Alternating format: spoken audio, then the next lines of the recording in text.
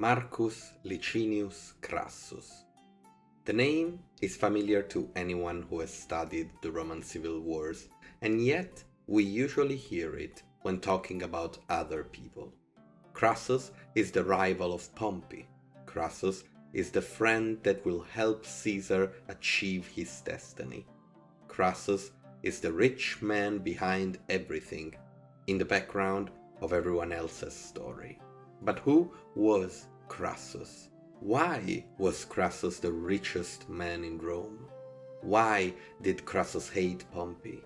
Why did Crassus entertain the idea of an eastern campaign in Parthia that was a clear mistake even to the eyes of those living at the time?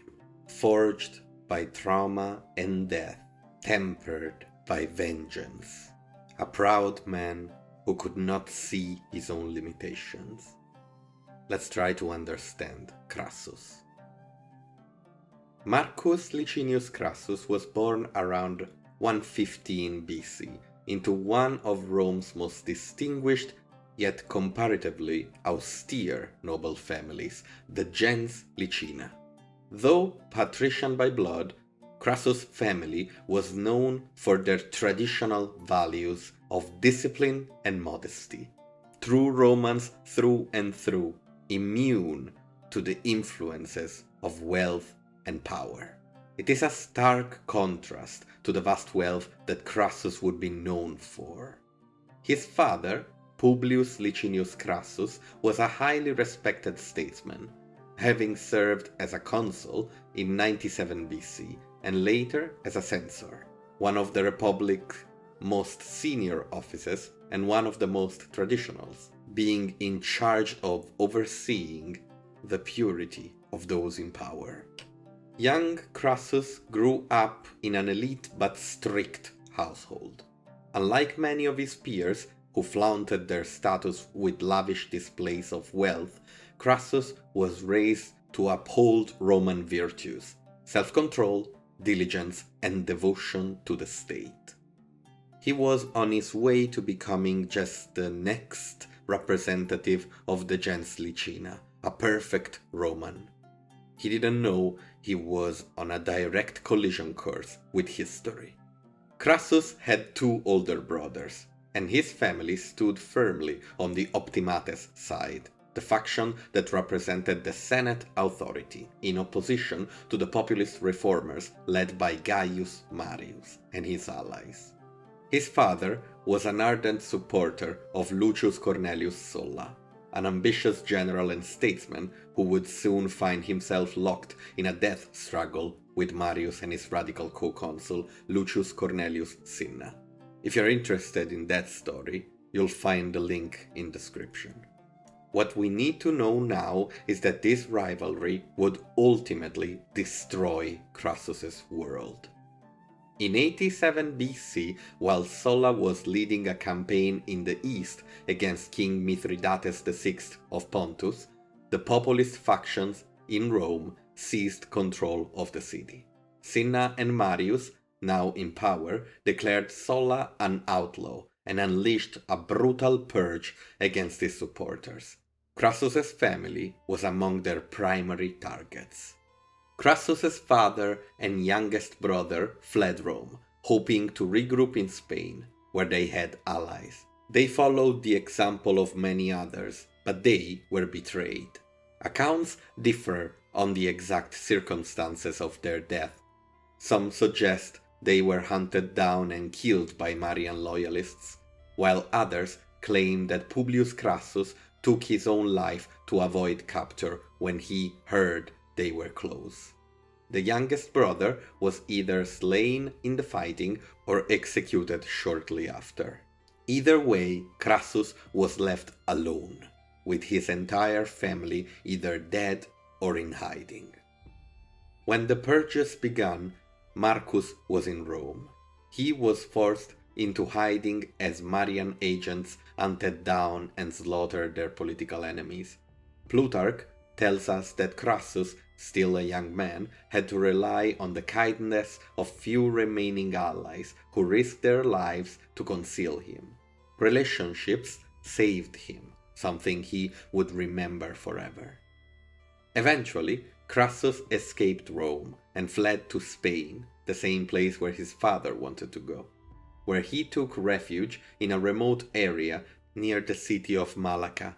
There he hid in a cave for nearly 8 months, sustained by the network of loyalists who smuggled him food and supplies. Alone in the damp cave, abandoned to his own thoughts, Crassus had lost everything. His father, his brother, his family's fortune, his place in Rome, his palace. He was at the mercy of the elements, protected only by his own muscles and the friendships of allies. This is what happens to those who are without power. They are left at the mercy of others. Crassus understood this very well in that cave, and would make it so that it would never happen again. Crassus remained in exile until 83 BC.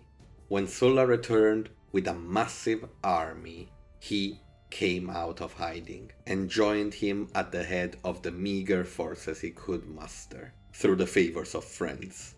Commanding desperate men eager for plunder, Crassus looked at his side and found Pompey, the young Pompey named Magnus by Sulla, at their first meeting.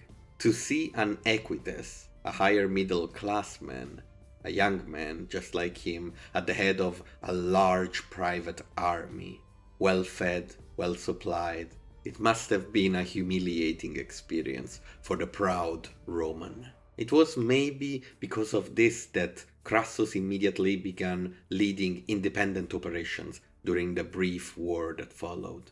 He defeated Marian forces in several engagements and demonstrated tactical skill. But his most crucial moment came in 82 BC, at the Battle of the Colline Gate, the final desperate stand of the Marians outside the walls of Rome. During this decisive battle, Crassus commanded the right wing of Sulla's forces. The fight was bitter, and at one point Sulla's forces on the left nearly collapsed under the ferocity of the enemy assault. But Crassus, on the right, pushed through and completely routed the enemy opposite to him. This success didn't go unnoticed. While Pompey would later be celebrated as Sulla's golden boy, Crassus had been equally, if not more, essential to the campaign. The problem was that Pompey was a theatrical man, a man who knew how to make everything great, while Crassus was, well, more of a hard worker. His actions turned the battle, but the battle wasn't named after him. He wasn't the golden general who broke Rome. He was a part of the machine, a perfectly functioning cog. With Sulla victorious, the streets of Rome ran red with blood. The dictator unleashed a wave of proscriptions, a legalized massacre, in which lists of enemies of the state were published, and their death was rewarded with money and political favor. But Sulla was not the only one benefiting from this purge. For Crassus, it was time for vengeance. The proscribed individuals' properties were confiscated by the state and sold at auction for absurdly low prices. Crassus, ever the opportunist, began purchasing these assets on a massive organized scale. He exploited loopholes in the system, using proxies to buy properties in his name and then selling them at a profit. In some cases, he allegedly even encouraged false accusations to seize more assets. He was never going to be in that cave again, and those who wronged him, those who caused the death of his father and brother, would pay.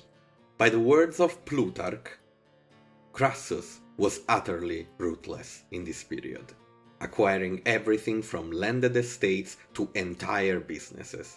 This was the true beginning of Crassus' vast fortune. Unlike many senators who measured wealth in land alone, Crassus was one of the first Romans to actively diversify his investments.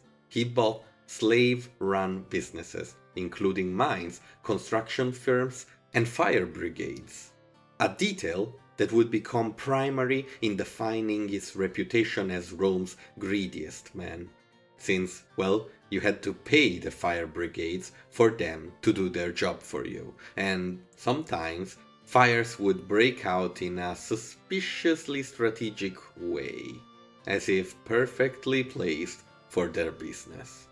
In blood and gold, Crassus was reborn. No longer the orphan noble who had lost everything. He was now one of, if not the wealthiest man in Rome. A figure whose influence stretched beyond the battlefield and into the economic foundations of the city. But wealth alone was not enough. Let's pause Crassus' story for a second and talk about a kind of balance that one has to understand when reading ancient history. We tend to measure wealth in a purely economical way. What we can buy, what we own, how much money we have coming in, how much money we spend. And yet, for most of human history, wealth was mostly made out of prestige, glory. If one had the right name or the right reputation, he could leverage that for money, for troops, for armies, for friends, for favors, for anything you could normally buy. We will see this in action in Julius Caesar's story very soon. But as for Crassus, he could be considered one of the first mafia boss in Italy. After becoming the wealthiest man, he started using his money to acquire prestige, favors. There were many who owed money to Crassus, and slowly, practically everyone in Rome was part of the owe money to Crassus club. And yet he often didn't ask for the money back. He wanted friendship, loyalty. He wanted favors. A favor for a favor, money for prestige, money for status. What was taken from him when his glorious family was decimated, he would take back one blood-soaked coin at a time. One of the senators who was once an enemy of Crassus' family had managed to avoid the initial wave of proscriptions, but Crassus, through manipulation and whispered accusations, had him added to the list. The man was swiftly executed, and Crassus purchased his estate for a pittance. This was not an isolated event, but rather a repeated pattern. Crassus not only destroyed his enemies, but absorbed their wealth into his own, turning his portfolio in a mockery of his former persecutors. At this point, Crassus's fortune was estimated to be around 200 million sesterces, rivaling the treasuries of entire Roman provinces. However, unlike many of Rome's oligarchs, Crassus remembered his father's teachings and did not flaunt it too openly. His clothing, meals, and household remained relatively modest. Crassus was silent. Silent power. He was behind the throne, careful not to make himself too much of a target. Only those in the know knew that Crassus was powerful, and those he closely monitored.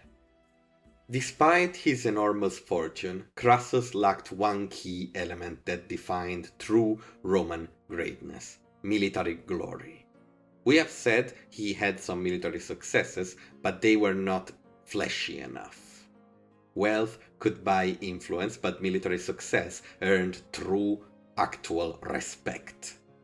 This was the only area where Pompey consistently outshined him under Sulla, and it infuriated Crassus. While being part of Sulla's inner circle, Crassus held no formal office. He had been key during the war, but Pompey had emerged as a celebrated young commander. As we said in his video, link in the description below, Pompey was doing everything he could to be recognized as Magnus the Great, just as Sulla had ironically called him at the beginning. Crassus' sweat, blood, and tears were overshadowed. Sulla adored Pompey. He showed it directly by giving him extraordinary military commands despite his youth. He was hailed as a great general before even holding a proper office. They were destined for a clash. And after Sulla died in 78 BC, the clash came. With Sulla gone, his political order began to unravel. When Marcus Aemilius Lepidus rose up from the ashes of Marius to fight Sulla's reform and restore power to the populares, the Senate, unsure of how to handle this crisis, turned to both Pompey and Crassus, the two men behind Sulla, to restore order. Pompey, as expected, was given a military command, and he swiftly defeated Lepidus' forces in Cisalpine Gaul. Meanwhile, Crassus took command of another army and crushed the remnants of the rebellion in Etruria. Once again, Pompey was hailed as the savior of the Republic, while Crassus was treated as a secondary general who just mopped up enemies.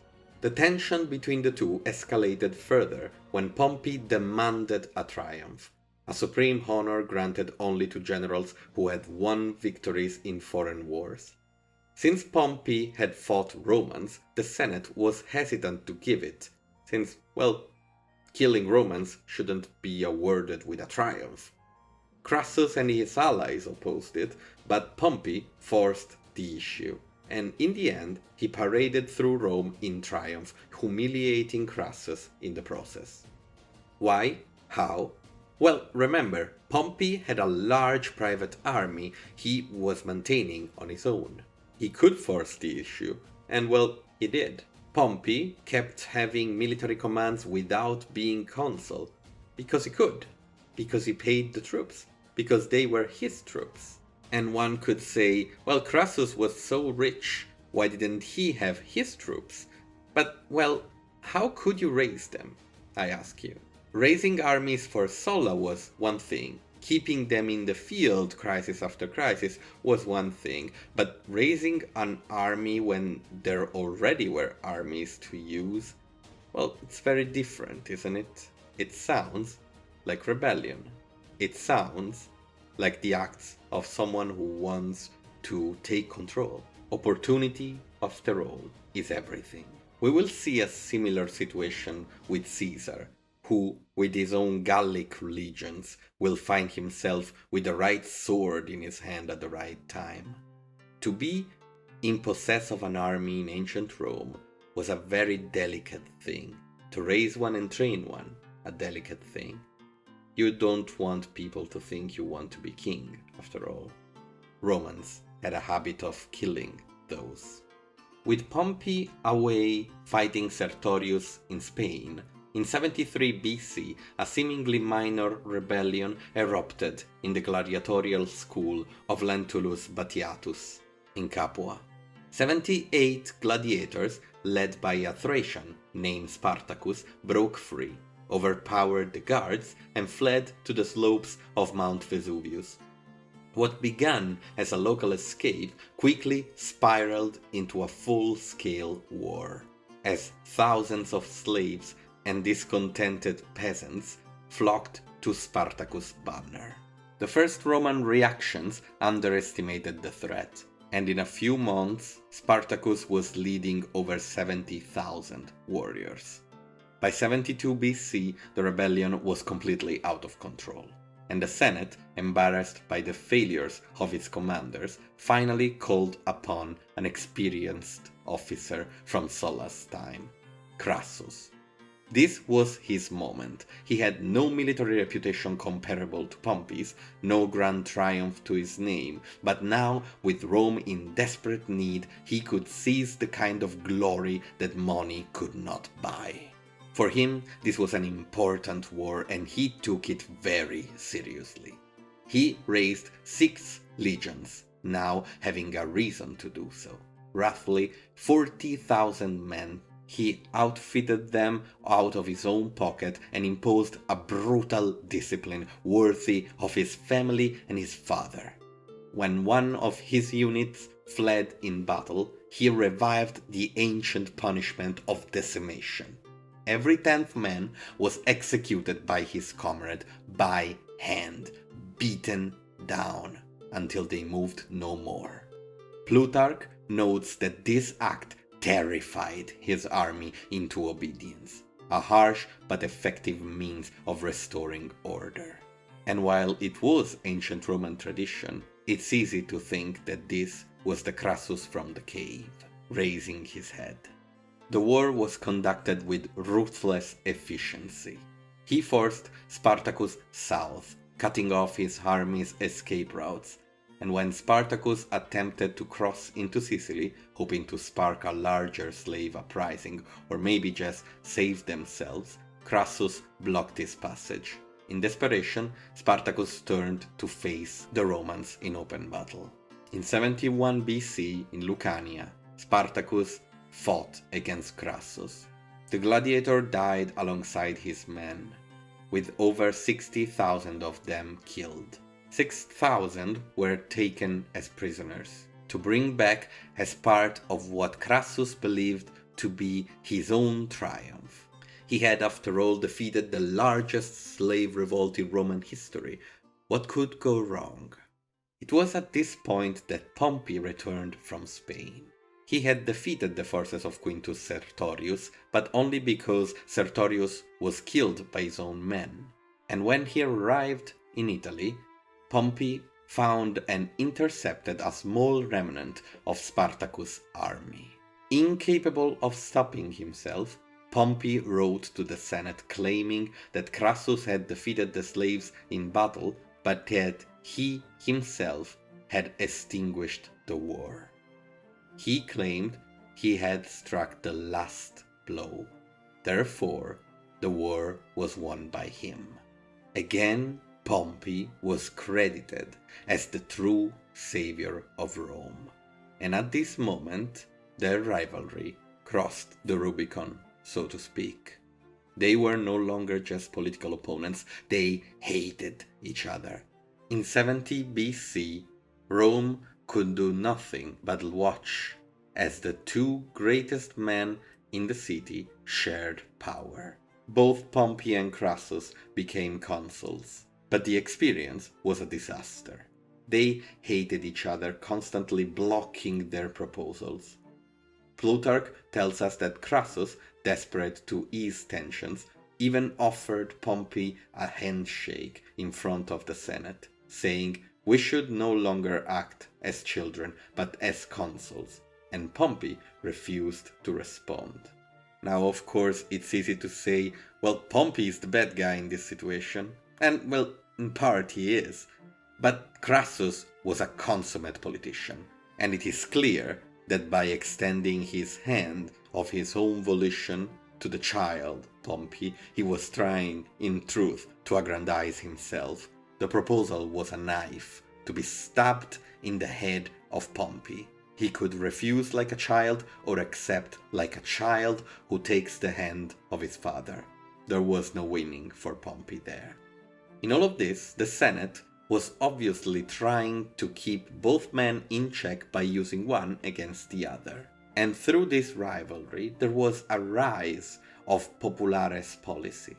Sulla's constitution was dismembered, as both decided to accept the restoration of the tribune of the plebs' powers. This would be a key weapon in Rome's political battle soon enough. As the two powerful men locked horns, Crassus began to notice another young politician on the rise, one that Sulla had pointed his finger at, Julius Caesar. At this stage, Caesar was an ambitious but deeply in-debt man. He was struggling to finance his political career, especially since his rash decisions were leading him to spend more and more and more. Being from a traditionally populares family, Caesar was a natural enemy of Pompey, something that immediately made him shine to Crassus.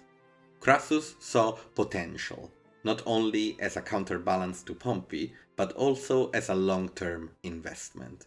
He was willing to spend vast amounts of money to build a web of influence, and Caesar, with his charisma, populist appeal, and political brilliance, was the perfect beneficiary. One of the most critical moments in the relationship came when Caesar ran for Pontifex Maximus in 63 BC. This was a prestigious position at the head of the Roman religion, and Caesar was spending lavishly in order to finance his campaign for it. Crassus stepped in and paid off Caesar's debts, ensuring that he had the resources to compete. Suetonius tells us that before the election Caesar remarked that if he lost, he would be ruined beyond recovery. But luckily, Crassus was there. Caesar won and never looked back. As the year passed, in 62 BC, Pompey returned to Rome from his eastern campaigns. He had conquered the east, almost doubled the territory of the Republic, and was now the greatest general of his age. Upon his return, Pompey expected the Senate to grant him land for his veterans and approve his eastern settlements, but the Senate, particularly the optimates, the conservative elite, resisted him. Crassus, seeing an opportunity to thwart his old rival, aligned himself with Pompey's opponents, subtly working against his interests. At the same time, Caesar continued to rise, carefully playing both sides. He befriended Pompey, gaining his trust, but never forgot that Crassus had been his true benefactor. With the Roman political system completely at an impasse, something had to happen. But before we talk about that, let's stop for a second and take a look at Crassus' relationship with other greats of the Republic. What about Cicero, the great lawyer and orator? I have an entire video on him if you want, link in description. When Cicero went against the optimates by challenging his former superior officer Gaius Verres in a trial, Crassus did not intervene, probably silently approving his actions. But during the Catiline conspiracy, when Cicero as consul uncovered a plot led by Lucius Sergius Catilina to overthrow the Republic, Crassus' role in the event, well, there were rumors that he had links to the conspirators. Sallust claims that Crassus warned Cicero about the conspiracy by sending him anonymous letters, but whether he did this out of genuine concern or to manipulate events behind the scenes remains unclear. And well, why did he have the letters? Did he steal them? Or did he just have them? Some suspected that Crassus had initially backed Catiline as a way to challenge the Senate authority, only to abandon him when the conspiracy unraveled. When finally, during the Bonadea scandal, Cicero was in trouble because he accused Claudius, the great populares leader, of being in Rome when he actually was in Rome, Crassus switched his opinion of Cicero. He did nothing to protect him, and while Cicero later accused Crassus of being the architect of Claudius' acquittal. Claudius was accused of having tried to seduce Julius Caesar's wife during a religious festival reserved for women. It's a whole interesting thing, and I talk about it a little bit more in detail in the Cicero video. Cicero, talking about Crassus, also said, "That man who always seeks to buy everything, even justice itself." I don't think Crassus appreciated that too much. Of course, Crassus had other enemies. First among them, Cato the Younger, the leader of the aristocratic conservative party, the great optimates, the unwavering shield of Roman tradition.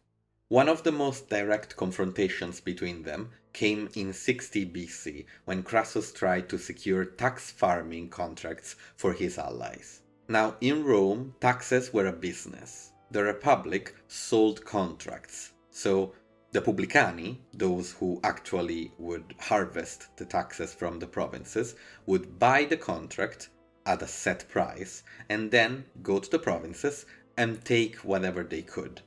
They could keep everything as long as they paid the price of the contract.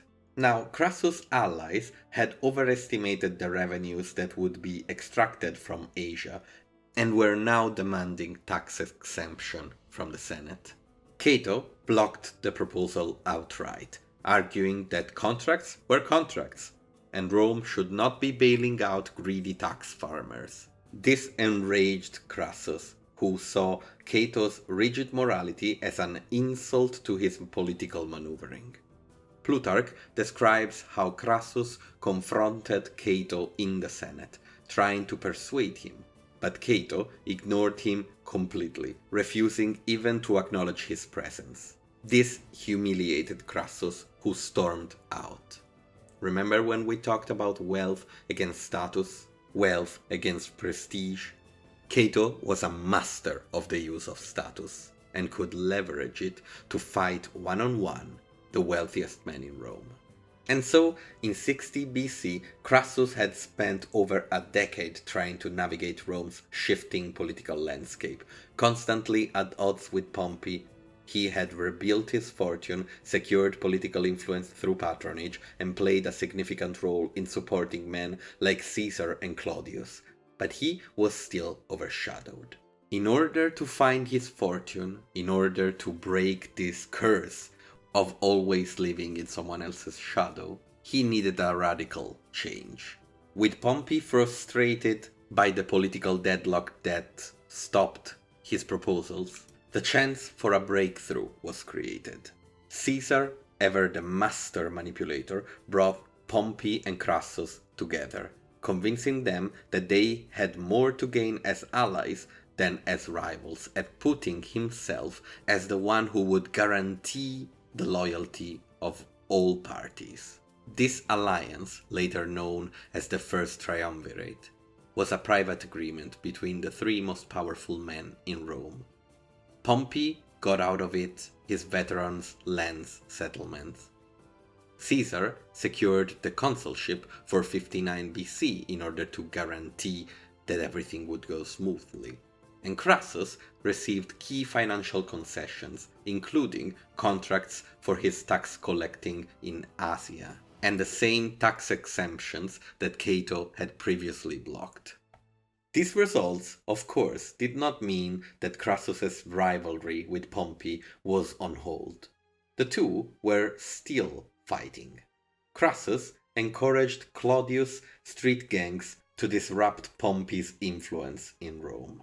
And in this, Caesar was of course absolutely an ally. The bands of Claudius roamed the streets of Rome and ensured that political pressure could be enforced at any moment through the use or threat of violence. As time passed, in 56 BC, the alliance was starting to unravel. Caesar's ascension was now in full swing with the Gallic campaign, and with him out of Rome, the situation was starting to become tense, really tense, between Crassus and Pompey.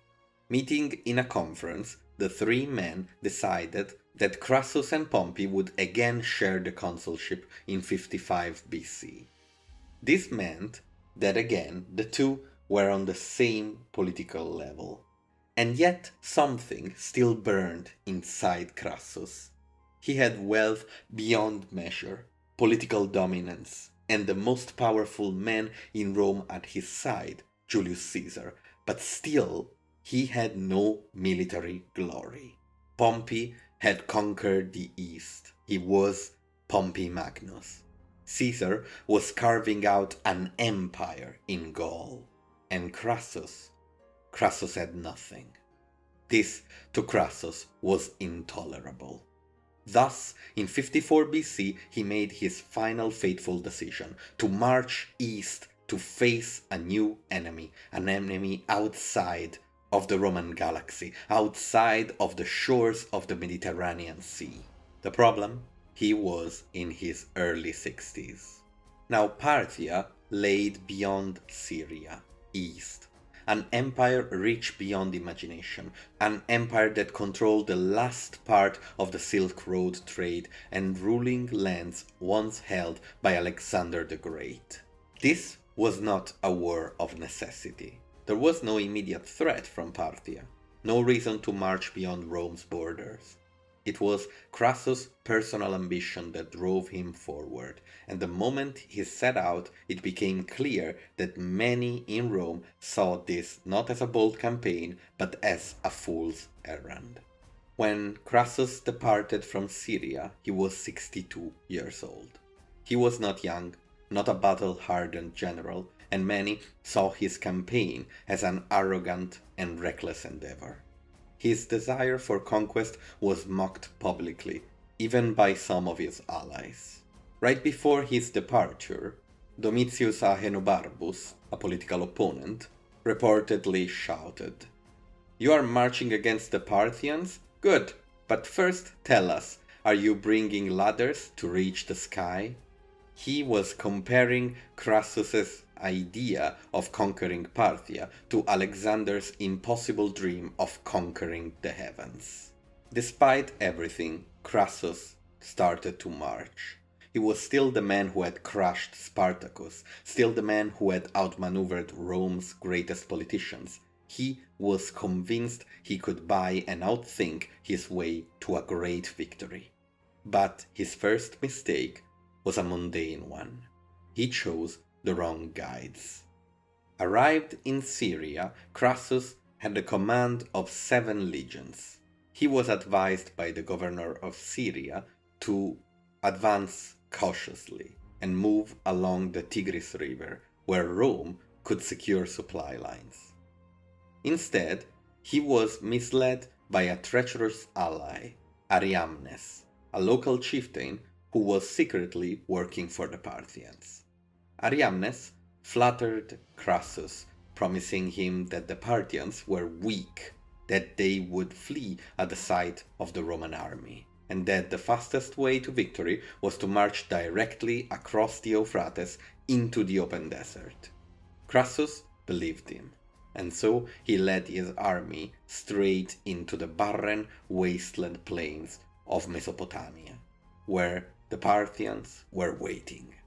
In Rome, Crassus could smell a lie a mile away, but in the dusty military camps of Syria, he was uncomfortable just as Pompey was, in reverse, uncomfortable in the Senate. On June 9, 53 BC, near the town of Carre, Crassus' army encountered the Parthian general Surena, who had brought only 10,000 horsemen. Now this against the more than 40,000 men Crassus had brought seems like a small force, but they were elite Parthian horse archers, heavily armored cataphracts designed for open desert warfare. I'm sure I will not resist the temptation to make a video about steppes and the steppes horse archers, the machine of war that with little changes dominated the battlefield from the Persian Empire to the late 1300s. For now, let's just assume these people are extremely dangerous. Crassus assumed he was facing a weak force, by looking at their numbers, most likely. But Surena had prepared a devastating strategy. He had brought thousands of camels loaded with arrows, allowing his archers to fire continuously without ever running out of ammunition. Logistics win battles, after all. The Roman legions, trained for close combat and formation battles, were unable to reach the horse archers, and, as a reaction, formed tight defensive squares. But in the open desert, this was a death trap. The Parthian horse archers rained arrows down relentlessly, never engaging in direct combat. Every time Crassus ordered his men to charge, the Parthians would simply retreat, firing arrows as they withdrew. Their powerful bows were capable of penetrating the Romans' shield, and reportedly, many were impaled with arrows in their feet, incapable of moving, because of the rain of arrows. Then, of course, there was a hammer, the cataphracts, the heavy cavalry. Their charge shattered the Roman lines. According to Plutarch, the Romans were trapped in a nightmare. Quote, "The Parthians did not fight at close quarters, nor did they allow the Romans to come to grips with them. They rode around them in circles, and their bows, drawn with strong, powerful arms, sent their arrows with great force, piercing armor and bone alike." End quote. By nightfall, thousands of Romans lay dead, including Crassus' own son, Publius, who had led a desperate cavalry charge only to be surrounded and slaughtered. The Parthians beheaded him and paraded his head on a spear, taunting Crassus with it. As night fell over the carnage at Carrhae, thousands laid dead or dying on the desert sands, while thousands more were scattered, lost in the vast emptiness of Mesopotamia. Crassus, who had spent his life controlling Rome through gold, was now seeing how little wealth mattered when faced with death. There was no merchant to buy anything in this place. Only arrows, screams, sweat, and tears. With his survivors, Crassus tried to retreat to the city of Carrhae, but the walls offered no real defense, and only delayed the inevitable. The Parthians blocked all escape routes, leaving the Romans trapped with food and water running low. Having no other choice, Crassus decided to make a desperate nighttime retreat, hoping to escape the Parthian watchful eyes. It was a disaster. As the Romans attempted to slip away, many became lost in the darkness, swallowed by the desert, with now just a few men with him. Crassus was reached by an offer of parley by General Surena.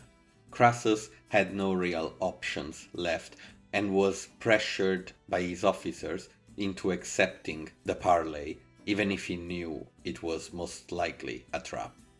And a trap it was. He was mocked by his opponent. Then, at his first hesitation in the negotiation, violence erupted. Crassus was beaten down, dragged away, and killed.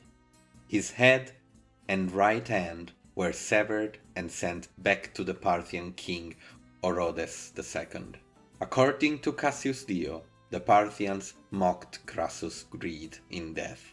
They allegedly poured molten gold down his throat, a cruel jest at this lifelong obsession with wealth. Then, in a final act of humiliation, they used his head in a staged play, where a Roman actor in Parthian captivity pretended to be Crassus, begging for mercy before being executed again for an audience of laughing nobles. Out of 40,000 men, 20,000 were killed, 10,000 were taken prisoners or deported deep into Parthia, and 10,000, around 10,000, managed to escape back to Syria. But the greatest shame in this disaster was the loss of the Roman standards, the golden eagles of Crassus's legions. These sacred military symbols, which each legion carried into battle, were seized by the Parthians, a disgrace that the Romans would never accept.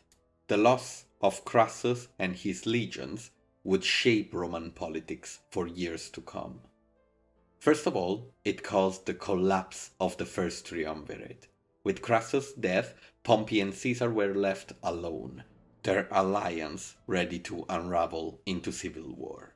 Then, the defeat, of course, convinced the Parthians that the Roman Empire was exposed, meaning that it turned an empire that was kind of ignoring Rome into an actual enemy for generations. Finally, the lost eagles became a national wound, with Romans swearing vengeance against the Parthians. It was not until 27 years later, under Augustus, that Rome finally recovered the eagles of Carrhae, securing them through diplomatic negotiations rather than war. Crassus died chasing what he could never have. He had been the richest man in Rome, the most influential, but it was not enough. In the end, he had wanted military glory, to stand equal to Pompey and Caesar, but in seeking it, he lost everything. He was too late, too far away from home. The world was shrinking. Pompey had taken the eastern Mediterranean, Caesar was taking Gaul, and there were no more monsters to slay. I hope you enjoyed the story of Crassus, and that we can understand him a little bit better. Subscribe for more and maybe leave a like. I'll see you later.